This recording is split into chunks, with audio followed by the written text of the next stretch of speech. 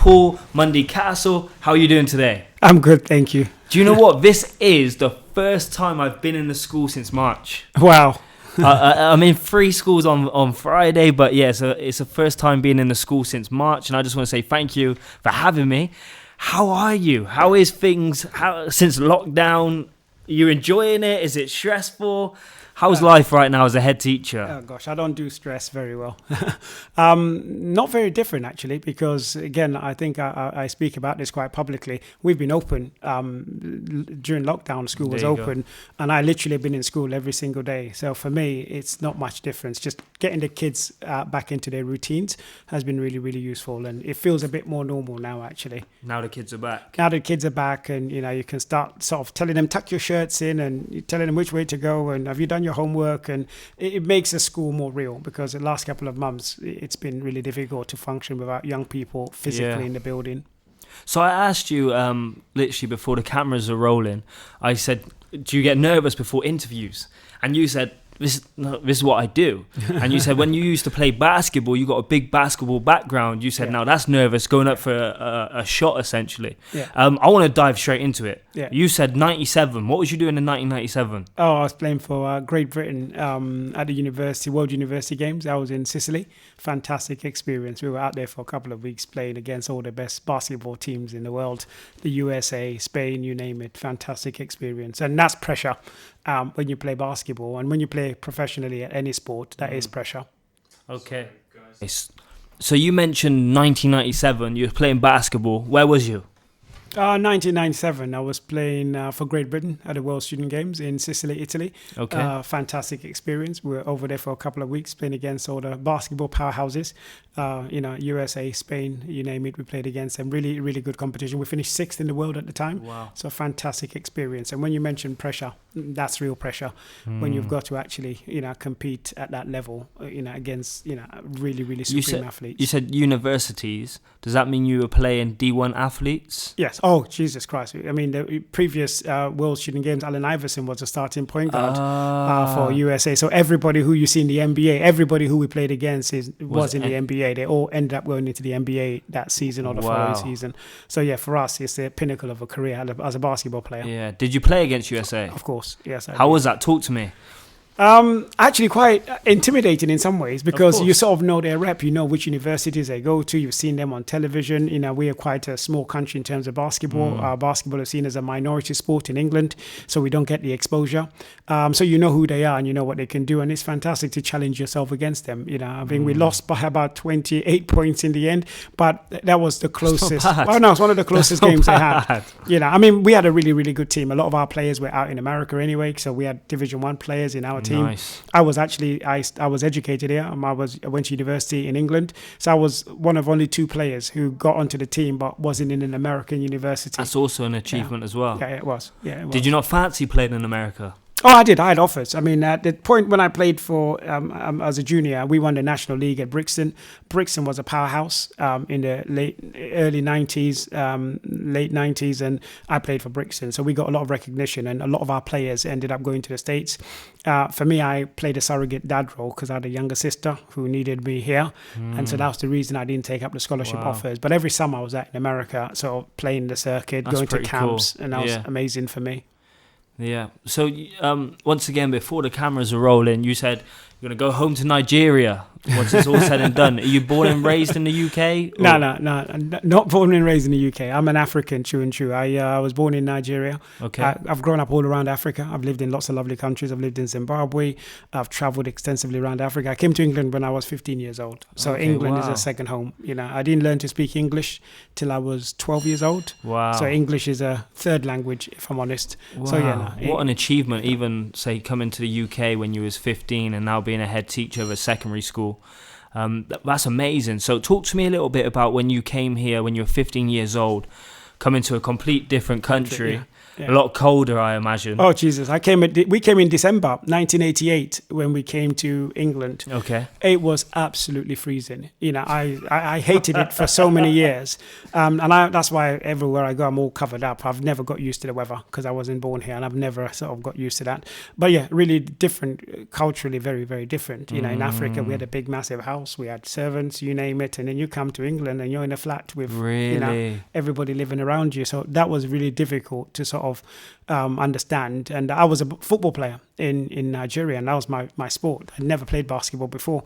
And I remember going to a football trial and it was snowing and cold and I was like, never again. That's why I went to basketball, because it was indoors. That's the only reason I opted to go and play basketball. And then I met the legendary Jimmy Rogers, and the rest is history in terms of taking us under his wing and coaching us, not just about basketball, but in life itself. But that's also what sports teaches you. And I've got American football kind of background, and the coaches and the people I've been around, we used to play all the American Army bases in Lakenheath, and we'd go over to Germany. RAF Lakenheath. Yes, I've played there a few times. So it's like being in America, isn't it? And it is amazing. So we had like Friday night light games, and that was the American experience for me. And quite a few of my friends went and played D1, Boise State. One of my friends went to the NFL, stuff like that as well. So we played at quite a good level. We played for GB over in Serbia. But one thing it taught me was discipline. It taught me how to work hard, and it also taught me to have a dream, have a goal, have something to focus on. But I want to quickly, because it's a passion of mine, and especially with everything going on in 2020, not just lockdown, but also Black Lives Matter and stuff. Of course. Can we cast our mind back to when you say 1988? What was it like being a black African man coming to the UK at that particular moment in time? How diverse was London at that moment? Was it diverse? Was it... Yeah, if you can explain that, that'd be amazing. That's going back in your memory bank. Actually, London's always been diverse. Historically, there's always been people from different cultures in London. It's cool to be African now. I mean, thank God. Stormzy, big up Stormzy. I used to teach him, actually, when he was at Harry South Norwood. I think there are lots of people who've made it cool to be African. And there was a time when, actually, if you were African, you had a big accent and people sort of made fun of you. I remember going to school and wearing my Gola shoes because my mum had bought me Golas and I thought they were amazing. You get to school and everybody sort of guns you because your shoes are rubbish and they haven't got a name brand behind it. So I think acclimatizing to the country was very, very difficult. But thankfully, I had a strong enough upbringing that I could sort of deal with that. I didn't see it as bullying. Obviously, now, actually, when you look back on it, you were bullied mercilessly. But at that point, you didn't. I didn't actually process it. I just sort of got on with what I was interested in. So it was very different. But as soon as I started playing basketball, I had a reputation and people knew Cherry can play, and that's my nickname. It was fine. Everybody sort of opened doors for you. Oh, he's all right. He can play basketball. So the pressure, eased quite significantly. But I imagine it would have been very difficult for somebody else who didn't have that skill set. That's fascinating. What would you say was the biggest kind of cultural shift, especially coming over from being a teenager? It must be. It's a difficult time, isn't it? It's a difficult time, even if your environment doesn't change. And you may, obviously, being a head teacher now here in Croydon, you may experience that with other younger people, and you've got that experience now. What was the biggest cultural shift for you, apart from the weather? The weather you wrap up warm and you can sort of live with. I think the biggest cultural difference for me was the houses. Okay. I mean, we lived in Brixton, Summer Leighton Estate. Big up Summer Leighton Estate. That's where I grew up. But it was horrendous. I mean, leaving Africa, where we had a fantastic family home and a garden and space, and to come to a council estate where everything is insular and everything is inward facing and, everything is concreted over, I think that was very difficult, in terms of understanding that, literally no green spaces where, when you go into the middle of Summer Leighton. And it was a bit of a rat run, in terms of which way do you go, how do you get out? And, I think that was difficult to sort of cope with, coming from very green, very spaced out Africa. Especially I came from Zimbabwe. I lived in Nigeria, moved to Zimbabwe, which is actually just had taken independence from Britain. So it was pretty much as England was. It was a lovely, lovely country when we lived in Zimbabwe. So coming from there to here was just looking at the houses and the way people lived and flats, the concept of people living in flats, something was alien to me. So yeah, that was probably the biggest adjustment. I mentioned it, I've spoken about it before, my background, and growing up I was kind of the only white kid in my friend group. So I'm really fascinated by different people's experiences. And when you say it wasn't cool to be African, I remember my kind of African friends would pretend they was from the Caribbean, even though they wasn't at that particular moment in time. What is your opinion on when a TV advert, right, and the only image of Africa they give is poverty? What do you think to that? Is that right? Is that accurate? No, it's definitely not accurate because, I lived in Africa. My dad was a professor. My mum was a businesswoman. We had MTV. I was watching MTV at home from when I was young. So essentially... MTV Cribs? MTV Cribs wasn't there, but just I remember watching MTV. We were always on the lookout for when, the music videos were launched because we had access. We had a satellite dish at home. I think it's not accurate, but essentially I do understand that if you haven't been somewhere yourself, and then you will sort of follow whatever anybody tells you about it. That's why I always encourage people to travel, see the world for yourself, and actually don't prejudge until you actually get there.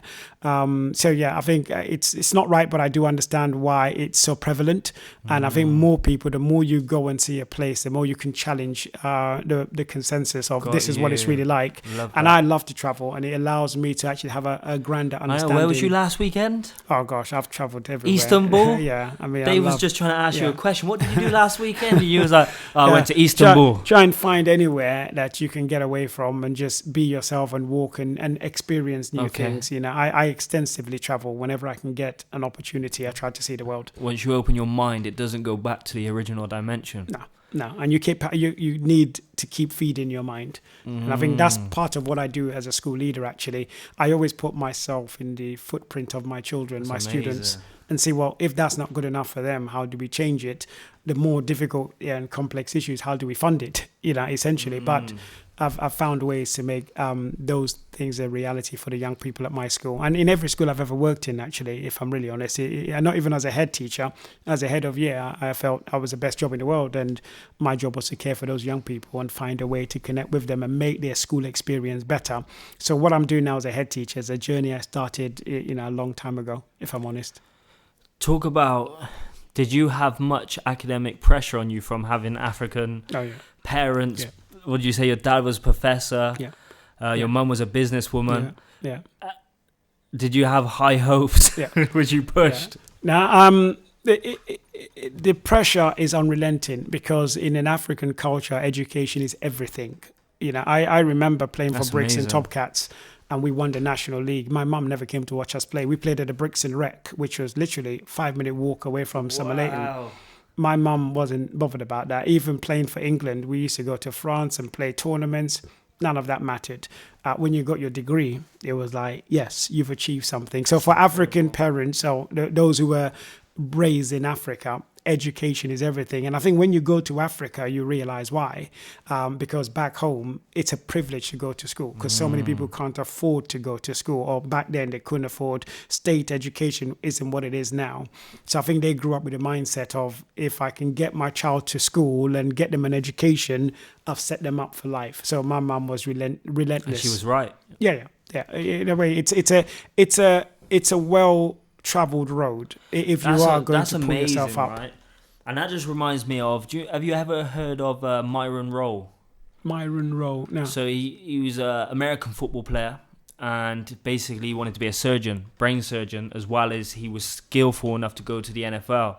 And he was in the bowl game when he was playing D1. I think it was for Florida. And he was trying to do his Rhodes Scholar to come to Oxford. Okay. And basically it was at the same time. So he done the first half of the game. He had this application process, and then he flew into the game and played the second half. Then he came over to Oxford. He delayed getting drafted. Did the 1 year in Oxford. So he could go to Oxford, get his qualifications, and then he went to the NFL, played for the Titans for a couple of years, and then he's a brain surgeon now. Yeah, but he used to say that his parents would not give him the extra cookie if he scored a touchdown. They'd give him a cookie if he got A stars or whatever, you know. And that they've always enforced education. I was naturally going to say, what do we do wrong in this country? But I don't think that's the right question. But let's talk about, and I was also going to say white people, but I go to a lot of schools where there are a lot of white people as well, and they don't appreciate education as much. I don't know whether it's a white person thing. I can't say that as broad, right? Very broad.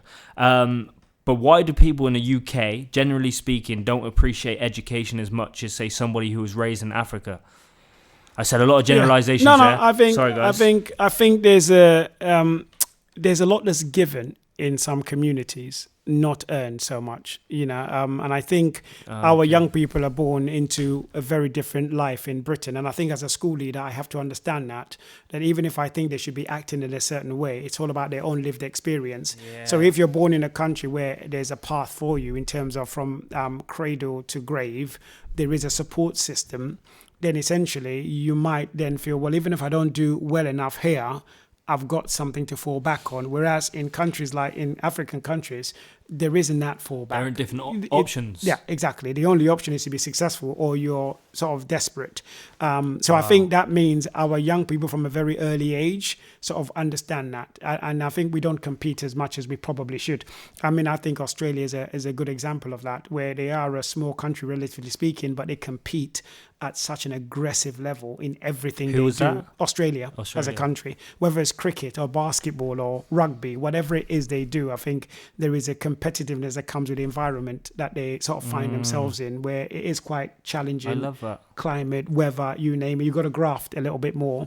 And I think for a lot of our young people, it's constantly trying to get them to understand they're in a world competition rather than I'm doing better than my friends. Not just school competition, not even a world competition, just a global competition. Outside your city competition.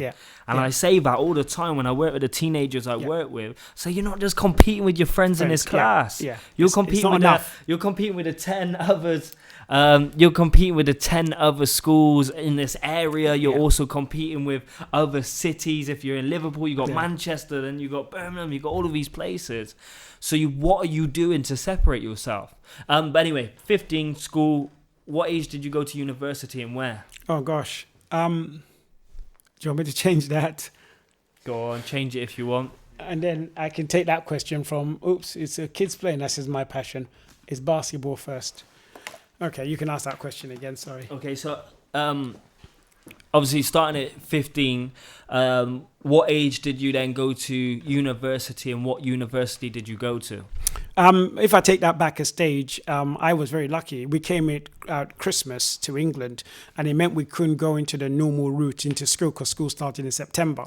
So luckily, even though I lived in Brixton, my parents found me a school in Wandsworth, which was, a good 6-7 miles away from where we lived, and I had to take the 133 bus every single day for an hour to get to school. But that was a godsend because Graveney School was a fantastic school, and it really emphasized to me how much a difference a good school could make. Because my brother went to a school, Dick Shepherd, which is now closed because it was an awful school, but I went to a good school. So not only was my mum pushing me academically, but I went to a school that also pushed me academically. So I did relatively well I found schoolwork quite easy, if I'm honest. I just did it so I could get to basketball. Mum wouldn't let me play basketball unless I was keeping up the grades at school. First of all, I went to University of Greenwich, probably 92. I only did 1 year at Greenwich because I just got on a course. I didn't actually apply for it. My girlfriend at the time, made sure, you got the A-levels, go to that university. And I realized after a year I was doing, global studies. I didn't really enjoy it. And I then transferred to Middlesex University and did a 3-year BA in historical studies, which is my real passion. I teach history. And for me, history is just the most important subject on the curriculum. And I think everybody should have to do history. Every single day you learn, through the history lessons. I think what interests you let me change that. Let's be a bit more direct. What's your favourite subject in history? Gosh, I'm lucky because I grew up in Africa where we learned African history. But coming over here, learning about the Tudors, because when you come from Africa, you'd never heard about the Tudors before, never heard about the Stuarts, didn't know nothing about the Crusades.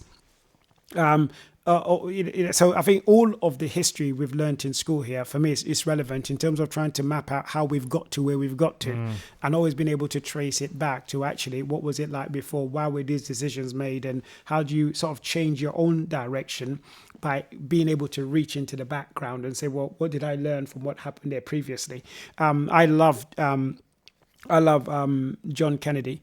As a president, not as, whatever he was as a man, but JFK and how he dealt with the Cuban Missile Crisis. For me, it's why history is so important. The fact that we were at the brink of going into a nuclear war, and he made a decision about dealing with something in a very different way, ignoring a threat from Khrushchev. And I think I take examples like that from history all the time. Not everybody is a Nelson Mandela, where the world remembers their story. For me, my personal hero is Steve Biko. All the civil rights fighters that came before and maybe didn't get that sort of exposure that Nelson Mandela or Rosa Parks might have got. And history is cluttered with all of those characters. It's like, think about Colin Kaepernick, who took the knee. Yeah. Everyone knows Colin, but I can't even remember the guy's name. Who took the knee with him. Yeah. Yeah, I think it's exactly that. And then Why does that happen? But that allows a young person to go back and say, well, I want to find out who that guy is. What is his story? So history just doesn't grow old, if I'm really honest. You can always go back and look at a story from a different dimension, understand why did things happen the way they did, and actually why is that person not famous? Why is John Carlos remembered? And what about the Australian runner who also supported them in their Black Power salute? So yeah, I think that's why I love history. No preconceptions.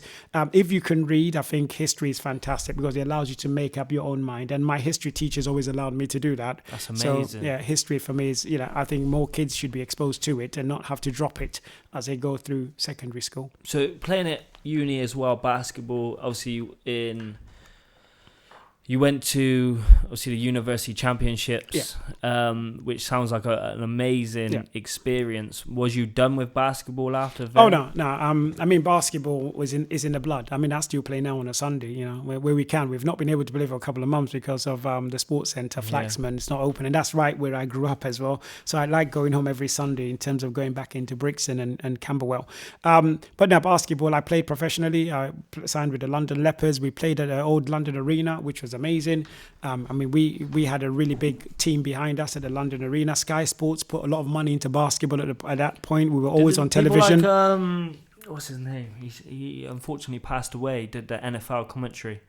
Kevin Cadle. Yeah. Yes, Kevin Cadle was actually coaching when I played, and my coach was Billy Mims. Kevin Cadle was a crosstown rivalry coach at the London Towers. Okay. I was a London Leopard, never played for the Towers, always on the other side. So I played basketball. 8 years I pursued a dream, played basketball, travelled quite a lot, played out in Portugal, played in Southampton. I played for the Solent Stars. I won the league title with Solent Stars. I was actually a season MVP, at my diminutive height, even with people like Alan Cunningham and Colin Irish, obviously at the twilight of their careers. Masai Ujiri, who's now the general manager of the Toronto Raptors, was one of my teammates at the Solent Stars and one of my close friends. So it's safe to say you was a good player then? Oh yeah, I was a point guard. Looking a bit ripped back there, I see. Yeah. No. Is it safe to say that as far as basketball players go, you're not particularly tall? No, I'm 5'10" on a good day, and I was always the smallest on the team. But so what separated you from everybody else? Why did Paul manage to become an MVP? Yeah. Why did Paul manage to play against United States in the championship? Why did you manage to do that, being 5'10"? Surely there's many barriers and challenges. Yeah. What separated you from everybody else? I think you have to have some self-belief. I mean, I was very lucky. Jimmy Rogers, who was my coach as a youngster, and then Paul Ambrosius, who was absolutely amazing. they put a lot of confidence in us. They said it didn't matter about your height. I remember Amber always saying, I'm preparing you to play for anybody's team, not just for Brixton. And so they taught us the fundamentals. And if you've got the fundamentals, you can negate the height. Because basketball, if you can pass, dribble, shoot, play defense, understand teamwork, you can pretty much cope with, what about any mindset? level. Yes, I think coming from Brixton, the mindset is there. I think if you were brought up in South London, in the parts of South London that I grew up in, then you learn to be a fighter. So when you get on a basketball court, and especially when you've got the tools and your coach is telling you that guy is 6'5", but if you sit on his legs, he can't jump. If you box him out, he can't jump. All of a sudden, you don't feel intimidated by somebody who's 6'5". No. And they invited us, they encouraged us to invite contact. So even though basketball is a non-contact sport. Well, it's a contact sport. Yeah, really, we didn't mind being, some people do mind being hit. You get Yeah. lots of people who, oh gosh, I'll play outside and I'll just shoot from the outside. Other people are like, I'm coming inside. If you're going to foul me, you're going to foul me. So I think we had a different mindset in Brixton, and we won a lot as youngsters. And I think the more you win, the taller you grow. So even if physically you're only 5'10", that's probably why I'm not very tall. yeah, you win a lot. It stays with you. Okay, so when you said you played professionally for quite a while after, did you work at that time? Was you being a teacher at that time? No. When I played basketball, I mean, the commitment. I mean, if you play professional sports, the training is the issue. People see the game at the weekend, and basketball, you'd have a game Wednesday and Friday. Don't they play like 3 games a week? Yeah, I mean, it's a practice. You got to. I mean, when I was with the Leopards, sometimes you'd practice twice a day. You'd practice in the morning and in the afternoon. So getting a job around that, it's not very doable. What I did do was I went into a school in East London and I did some coaching because you had free time. I mean, you'd go back to the flat and just sort of zone out until practice again. And so I was doing some coaching in a school, and Boys School in East London, and they I didn't realize at the time they were giving me all the naughty kids. So whenever I went in there to do a basketball session, I'd have 20 kids, not realizing that these were the 20 kids who they couldn't have in lessons because they were so naughty. But they gravitated to me, and I found it really easy to work with them, maybe because basketball was the bridge. But the PE teacher there kept telling me, you're really good with these kids. Have you ever considered sort of teaching or coming in and being a PE teacher? And before I went to Portugal, I had a contract to go to Portugal in 2001. And before I signed a contract, I was going to go to Portugal. I don't know what moment it was, but I felt I needed something to fall back on, because I thought if I go to Europe now, I'll probably be 4 or 5 years over there playing basketball. I'd already been to the team. I'd already sort of signed a contract. But then I saw an advert to sort of do your teacher training. And I thought, well, let me just get this done, because I had a university degree in history. And that way, when I came back from basketball, I would have that to fall on, because I've met a lot of basketball players and they play far too long, where somebody's 37 years old and they're still playing basketball. And you're thinking, well, because they can't do anything else. And I didn't want to be in that boat. The African in me, I think, didn't want to end up like that. So That's amazing. I got the team to give me a 1-year break where I could go to university. So I went to Kingston University to do my my PGCE, and I thought it would just be do the PGCE and then go off and play again, until I realized you had to do a year as an NQT, and that then sort of threw me a little bit, because I realized the person I was, if I didn't do this NQT year now, I probably wouldn't do it. I went into a very difficult school as my first school in Lewisham, St. Joe's Academy. First school in the country, I think, to become an academy, because it was such a terrible school, but I absolutely loved it. It was the best grounding for me. I spent 1 year there as a NQT history teacher. I then spoke to the head teacher, because I was going to go off and play basketball, because I'd secured another contract, and he wouldn't let me go. He had me in a room, locked me in his office, and he said, you are the best person for these kids. Predominantly black boys, 600 black boys in Lewisham. And I remember him actually swearing at me. And I'll never forget the conversation with Peter Stickins, a great guy. He said, if you want effing teach these kids, would you effing think we'll teach them? They're your effing kids. And he came from a good place. And I went home and I reflected, and I was like, well, he's right. These are black boys who need a role model. I am that role model. I've spent a year getting to know them. And I came back and met him the next day, and he offered me a job as a head of year. And I was like, what's that then? So in my second year of teaching, I was elevated. Knew what he was doing. Yeah, he sort of saw something in me, like my basketball coach had seen something in me. Do you regret that now? Absolutely not. I think this calling is bigger than the basketball, because I realize with the basketball, it's a fleeting moment in your life. And even if you did it and you stretch it out for 10 years, even David Beckham at some point moves off the limelight, and it's about the legacy you leave behind.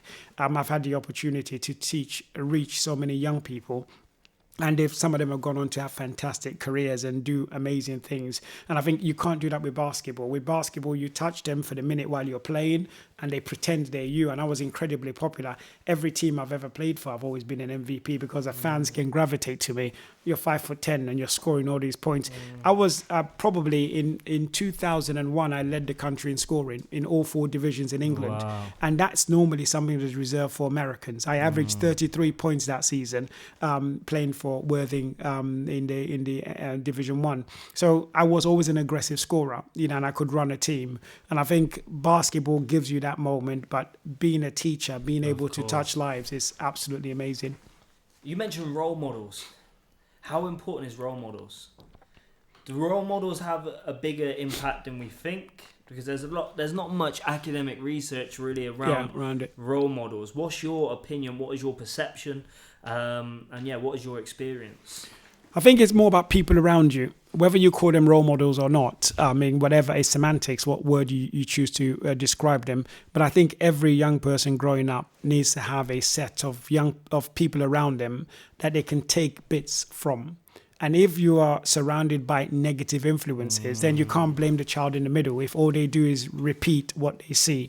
If you live in a council estate where everybody is looking at how can I make a quick buck, what can I do, then you might pick up those traits. But if you were lifted from that and put in a different environment, then you might pick up different traits. So I think it's a bit like Trading Places, the film with Eddie Murphy, where actually he was down and out and they put him in a different position and he elevated because the position made a big difference. So I think I take that quite seriously, that young people are looking at me, the way I act, the way I talk, the way I dress, the way I deal with them. And I think the more they can take positive traits away from you, it enhances whoever else you're taking 100%. Positive things from, Because, it's so important.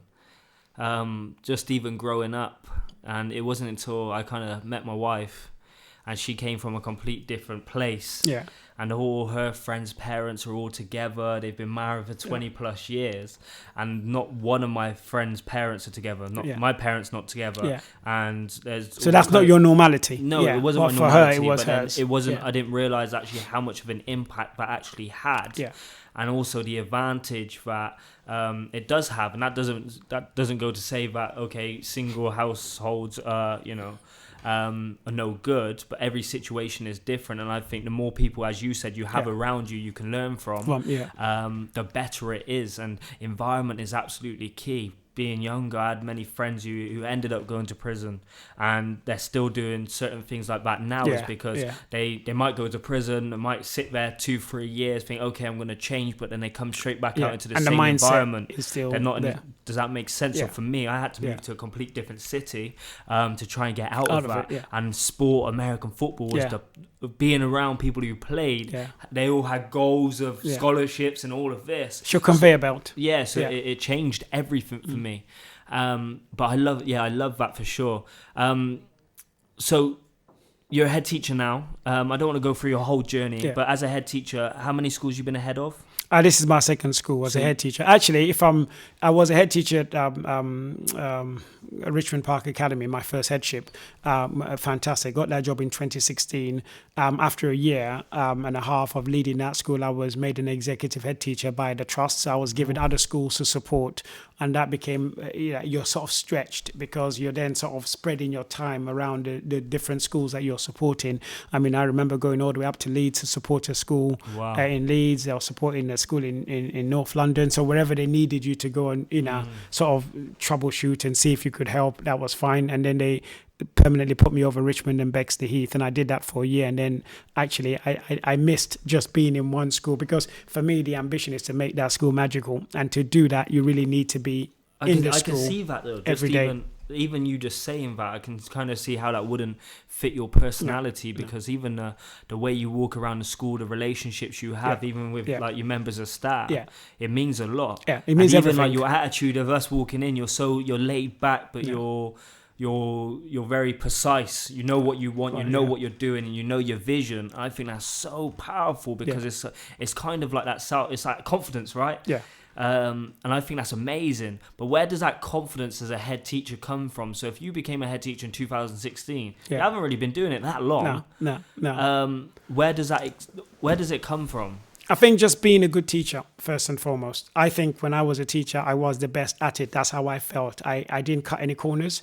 I planned my lessons meticulously. I made sure I served the kids who were in my class.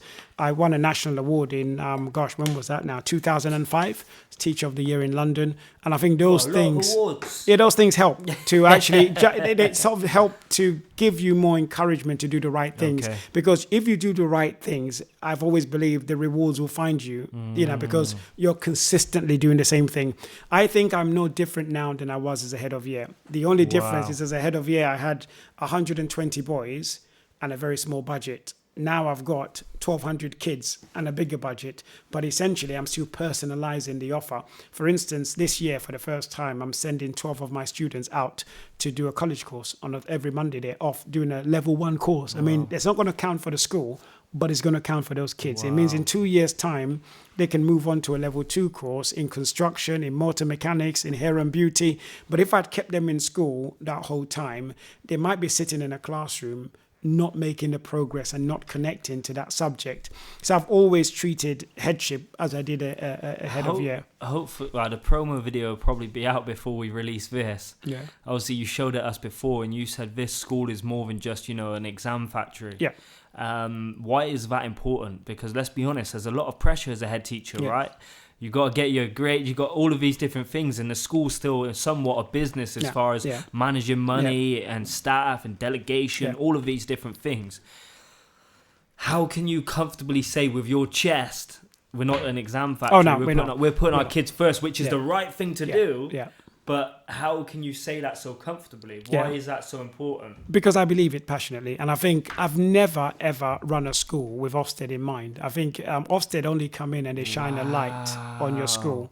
And they're only going to see what your school is. They're not going to make a judgment unless they have the evidence to make the judgment. So I think you should build a school that's the right school. And if it's the right school, the kids will achieve. And you measure achievement in different ways. One measure is obviously how many GCSEs have you got? That's only one achievement. You might want to then say, well, how happy are the students in my school? And if you do a survey where you've got great results, but the kids are saying, I'm 1 out of 10 in terms of happiness, or the toilets are 0 out of 10 because they're very dirty, then actually what type of school are you building? So I think build a school that's right. How can we change that view, though? How can we change that view where it's not just Ofsted, it's not just school grades? Because obviously a lot of head teachers, a lot of schools feel pressured to promote that stuff, but actually the stuff you're talking about, this character development, this sports development, the mindset stuff, so they go on and become successful young adults, is absolutely the right thing to do.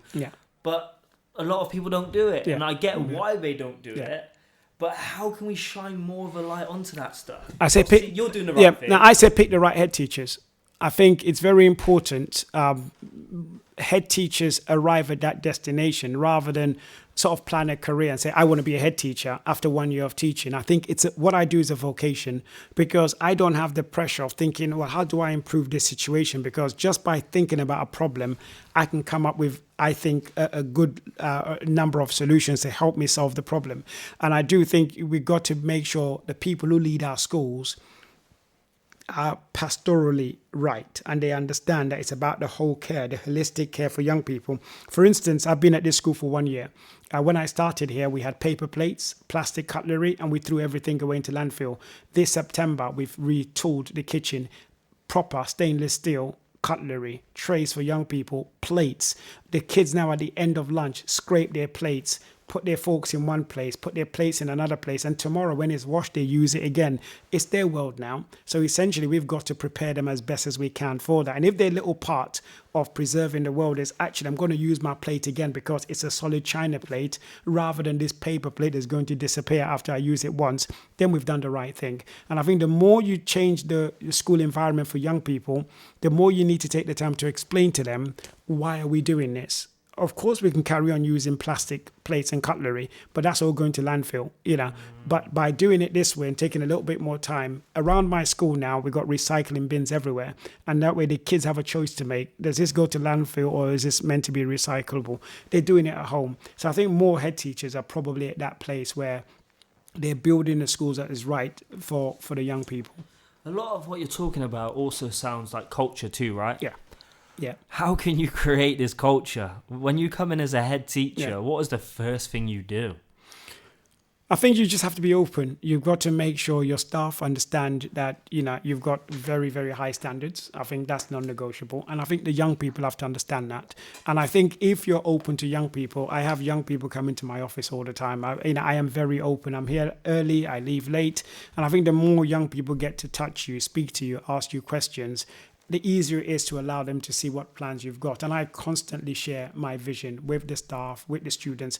All around my school, we've got the Aspire logo everywhere because we want kids to be aspirational. We've placed it everywhere we can. And I think that's equally important because that's the character we're building at the school. And I think when young people stumble, and every one of us will stumble, it might be you lose a job. It might be you get a divorce. It might be you lose a parent. If we haven't invested in the character of young people, then every time they hit a roadblock or stumble, I think it's easier for them not to get back up. If they've been taught well in school to say, well, actually, sometimes things go wrong. I revised for this topic, but the exam was a different one. It happens. Give it your best shot. It doesn't mean you're not very bright because you haven't done well. So I do think schools are becoming better at developing the character and the hidden curriculum for young people. So it's not just always about the GCSE outcomes. Equally, they are important to open doors. But for me as a school leader, I'm more driven to make sure young people follow the right pathway. I don't think university is for everybody. Passionately don't believe that. I had a plumber come to my house the other day, charged me £60 for just coming out. It literally took 15 minutes to fix the drains and he was off. And I was like, geez, that's a guy who's always going to be employable because we all need those auxiliary services. And I don't think schools should sort of have a two-tier system where, well, if you're doing vocational, vocational. And there was a time when it was like that. And I think all schools should be moving away from that and giving equal value to whatever we put in front of the young people. What challenges do you face as a black head teacher? Oh, gosh.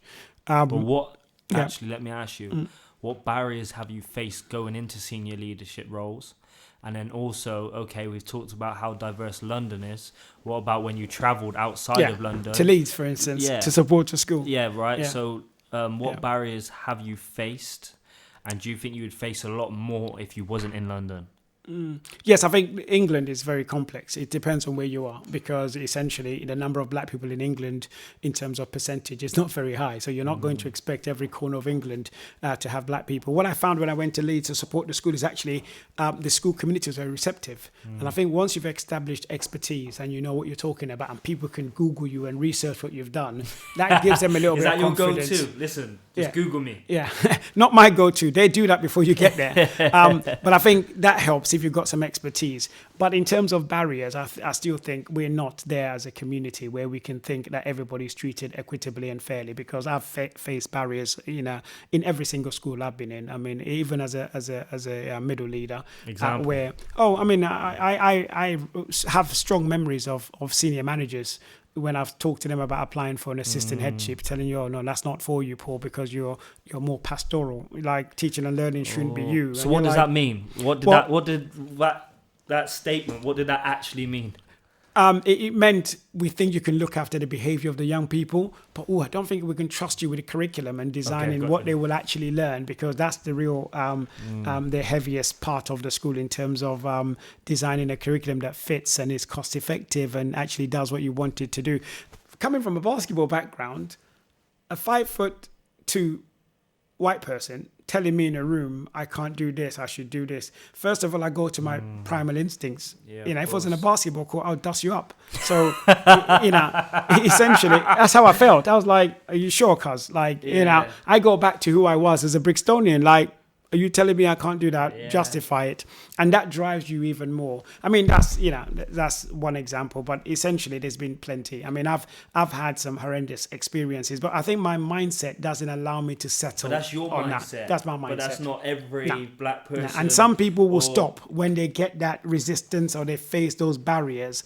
And I think that's why it's important for people like me to probably do more in terms of showing other prospective black managers that this is possible, this is doable. And for anybody that being ahead, it's not actually that complex. Your heart's got to be in the right place. No, it's not. It's not that complex. It's not that complex. I think you've got to have a lot of skills. You've got to be able to juggle a lot. Understanding, teaching and learning, finances, how you manage people, what the law says, special educational needs. There's so many aspects of being a head teacher.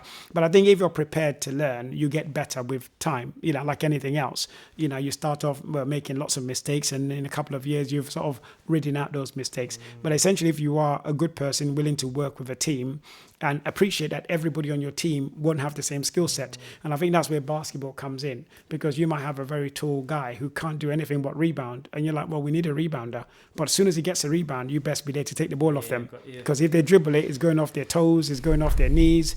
And schools are a bit like that. So what can England / schools, organisations can do more of to let people from different backgrounds come up through the system, give opportunities? What can people do more of? Because there is no doubt, only as from my experience, things I've seen, obviously having a white family, I've seen everything from all different angles, from everything my friends have been through. I've been there, and it is very, very fascinating. And obviously even just the diversity dance on Britain's Got Talent, and they got 20,000 complaints. I was saying to Dave on the way here, I was like, imagine being that angry that you go out of your way to make a formal complaint. Complaint. Oh, we get it all the time. I get it all the time. How crazy and how ludicrous is that, right? So, just turn it off and watch something else. So straight away that says it all, right?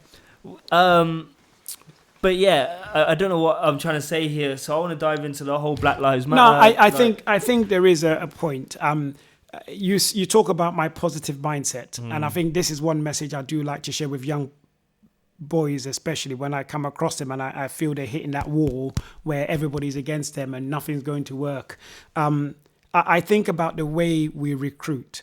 As a positive role model and somebody who's got a very strong mindset, I think about where we've been given a chance to compete. When you think about racing, speed racing, Lewis Hamilton being undoubtedly the best racer, but there's not a lot of black people who are racing, but he's the top. When you think about tennis a couple of years ago. What does that mean?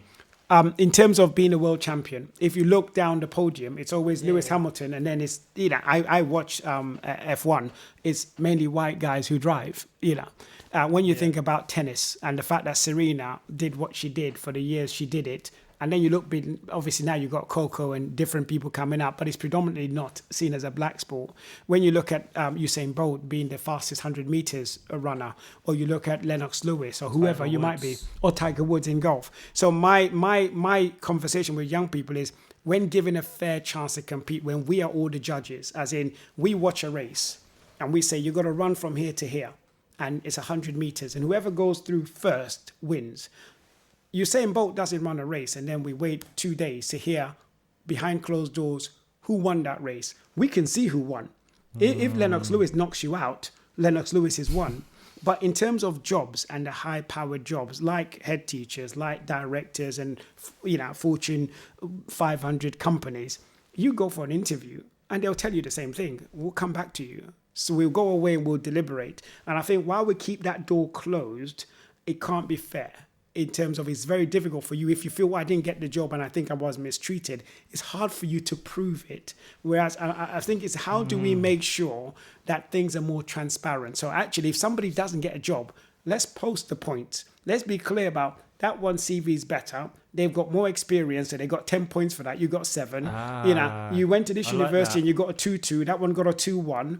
And that way, if somebody wins the job and you can see quite clearly, well, actually, I can't complain. He got 110 points. I got 97. I like that. It's very different. And I think we've got to find a way of making things a little bit more fair. And I think that's the harder road, so that people of color who feel they're discriminated against can actually have a look at that for themselves and say, well, actually, that wasn't discrimination. I just need to do more. I need more experience, rather than, oh, was it because, I wasn't the right color as far as somebody else is concerned. But does that level of discrimination happen? Does it happen as much as we think it happens? I think it does. And I think I can only speak from my own experience. I got the gold standard, which is the national qualification for headship. When you get the gold standard, you've got an NPQH, which everybody aspires to. I mean, before it was compulsory to have NPQH to become a head teacher. Now the academies have sort of moved away from that, desirable rather than essential. I've got a master's in education because I've got a master's qualification, and I pursued those qualifications to ensure when I applied for headship, I would be considered. Yet, even with that NPQH, I wasn't invited to interviews. I took a London Borough to tribunal, London Borough of Lewisham. I challenged the fact they did not shortlist me for a job, even though they shortlisted people who were less qualified than me, who I knew about. And I went to tribunal to actually challenge that. And eventually, in the course of the tribunal, I got the job at Richmond Park Academy. But I think if you meet the requirements, you should be shortlisted. If you then don't get the job, fine. Otherwise, it makes it a bit of a nonsense to say, get this national qualification for headship, which shows us you've got all the key attributes to be a head, but yet we won't interview you when you apply for a job. Is that racism, or is that like what's the word, unconscious bias? Yeah. Is that what it is? Even like with, say, everything what's happened with George Floyd and stuff, and you'd be like, well, people are like, oh, that's not straight racism, you know, they're not being racist, but then there's a big level of unconscious bias, right? And there's a lot of research, a lot of stuff what goes into it, and actually it does exist. Do you think it comes down to, it's not hatred, it's not racism, but it's that unconscious bias was making the decision? I think whatever we term it as, whether it's unconscious bias or racism. Is it the same thing? I don't know. What do you think? Well, I mean, it is difficult, because I think sometimes people say things without actually thinking back about the impact. And I think we've got to now become a society where we listen to impact, where you might say a word flippantly, but it's how somebody else receives it that should be more considered, rather than, I didn't mean to say that. Well, you might not have meant to say that, but how did somebody feel receiving it? And I think that's where we've probably got to get to. And if you're not that person, you might never understand how they feel about what you've said. And I think it's high time now we started listening to people, because I'm not bitter about my experience, but I'm not bitter maybe because I am in this position now and I've been able to move on from it. What about the other people who applied, did the right things, and actually didn't get the justification or didn't quite understand why didn't I get the job? So I think whatever we term it as, we've got to get to the point where we allow people who feel mistreated or they've been at the end of racist treatment to speak their truth. And I think that's one thing that George Floyd and be allowed to, and don't feel like you can't. And you're not labeling anybody, and saying, oh, well, I think that person's racist, but this is what was said and this is how I felt about it. And I think that's got to be respected a lot more than we currently do. It's just about having open conversations as well, just like this. And not being scared to talk about it. I don't think a lot of people on this type of platform would do it, but I think it's so necessary. But moving on, right? Man like MJ. Michael Jordan. I was never a Michael Jordan fan. Was you not? Absolutely not. I despise Michael Jordan. What? I did. He was a great player. We know he was a bloody greatest player. But I was an Isaiah Thomas fan. Detroit Pistons. Okay. Yeah, I grew up because of my point guard mindset. And at the time, the Isaiah Thomas. He got a bad rap on the bad boys. He got a bad rap on Last Dance. Oh, he did. But I think everybody understood. He was kept out of the dream team. There is no way Isaiah Thomas shouldn't have been. So Isaiah, Zeke, we know you should have been on the dream team. We accept that. But he was a phenomenal competitor. And I mean, he probably should have won 4 NBA titles. And he won back-to-back with a team that was unfancied. And Detroit was all about hard work and actually that perseverance. And I mean, they were able to shut down Michael Jordan for a couple of years. But everybody accepts Michael was the greatest. But yeah, for me, I was a Detroit fan. So Isaiah Thomas over Michael Jordan any day. Not saying, Zeke is a better player. Do you think there's a cost to be the boss, right? So when they asked Michael Jordan, they said, would you say you're a good person? It was something, and he went off crying. Yeah, he did. That was quite emotional watching that on the Last Dance. Why do you think that was? Yeah, I think because deep down, he was relentless. And I think he understood that his relentless drive probably crushed some people on the way to that 6 titles and being the supreme best. And I think as leaders, we all have to be mindful of that some people are not as driven as we are. Some people just want to come into work, teach box standard lessons and go home, and so that's a hard one. Yeah, it is. Especially with me, I've got like young kids. And I feel like I'm working, and if somebody's not got the same energy, or when I used to members of my staff and things before, like, how are you tired? Yeah. You're 20 years old. You have no kids. You've been what? How are you tired? But then it's about that awareness. It's about maturity. It's where they've come from. It's understanding we're not all on the same journey. And I think as a school leader, that's the most important thing. Do you have kids? Yes, I got 2 kids. Two kids. Yeah. How is it balancing work life and? Very difficult. If I'm honest, I make up for it on holidays. I think that's the time I really do spend quality time with the kids. Type of thing. Oh yeah. I love to travel with the kids because again, I want to show them the world early doors. I want them to see what the world is like so that they can make their own judgments. I mean, it's like I visited a lot of Muslim countries, and you might read a lot of things about Muslims, but until you've gone to somewhere like the Gambia or Egypt and you see the brotherhood, then you realize, well, actually, that's not what I thought these people were like. He's got no food, but he wants to share his food with me. So it gives you a different mindset where you're not so influenced by somebody else's perception. It is all perception. That's it. Yeah. And that's the problem I think in the world is everyone wants to take everything for all it is, and they just want to find a story to fit their narrative. They pick anything out to fit their narrative to make sure that they are right. America's totally split now. And you could do that. You're either CNN or you're Fox. And if you watch a news report, and I sometimes will watch half an hour of Fox and watch half an hour of CNN, and you're hearing the same headlines, but the way they present it, really? You just think, wow, did he really say that? One would make demon out of Donald Trump, and another one would make him a hero. And you're like, but he's the same person. Do you know you can drink bleach and it gets rid of coronavirus? Do you know that? I don't want to try. Definitely not. But yes. How did you take being a big basketball fan? And it hit me quite hard, even though I'm not a massive basketball fan, but I love individuals. The news of Kobe Bryant. Oh, yeah. Devastating news for us as a basketball community because Kobe probably came closest to Michael Jordan in terms of his single-mindedness. Played like him too. Yeah. And he learned a lot from Michael Jordan. And I think if you think about what Kobe did with his life and, going straight from high school to the NBA and dominating for the years he did, trying to live up to that and gaining 5 titles and, winning with, Shaq, obviously him and Shaq are forever going to be linked. It's always sad when something tragic like that happens. And his daughter too. Yeah, and his daughter obviously passing with him and the pilot and everybody else who was on that helicopter. So yeah, I mean, I thought it was a hoax at first actually. You see it on Twitter all the time, don't you? Rest in peace, somebody, rest in peace. You're like, no, not Kobe, not the Mamba. I remember that. Yeah, I literally remember receiving that news, right?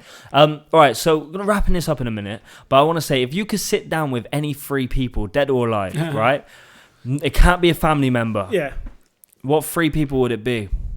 Well, Steve Biko, definitely. I mean, Steve Biko, South African freedom fighter, civil rights leader, and obviously he died in prison during the apartheid regime. And he was the forebearer for what South Africa has become now in terms of getting apartheid to come to an end. So definitely him. I think Jesse Owens. Because I mean, what is really sad about Jesse's life, as he was, 4 gold medals in an Olympic game. I mean, absolutely amazing. Running in Hitler's Germany during the 1936 Olympic Games, winning those medals, and Hitler walking out the stadium rather than giving him a medal because he didn't want to be the one to place a medal on a black athlete. And I mean, in the end of his life, he became a bit of a caricature, running against horses to raise money because professionally he wasn't getting the money. But somebody like Jesse Owens would have been absolutely amazing. And maybe controversially, Robert Mugabe, who was the president of Zimbabwe, because I was in Zimbabwe in 1986 when he was the prime minister, not the president. In his old age, he got a little bit senile, understandably.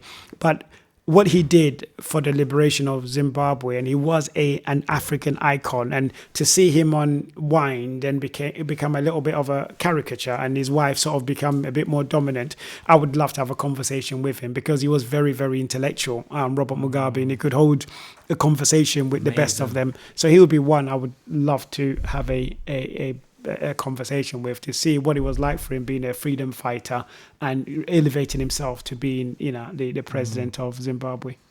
Okay, and finally, what advice would you give me to grow what I'm doing, apart from bringing me into your school? Yeah, no, I think what you do in terms of reaching out to young people is amazing. I think the more avenues we can have for young people to hear another voice, because sometimes you tell them the right thing, but they've heard your voice a lot. Yeah, so, oh gosh, that's my mum again, that's my dad again, yeah, oh, that's my teacher again. So when they can hear from somebody else saying the same message, sometimes it has the biggest impact. So, I mean, that's what I believe, that the more of us who collectively invest in young people, the better it will be for our world. That's the reason why I do the podcast. Yeah.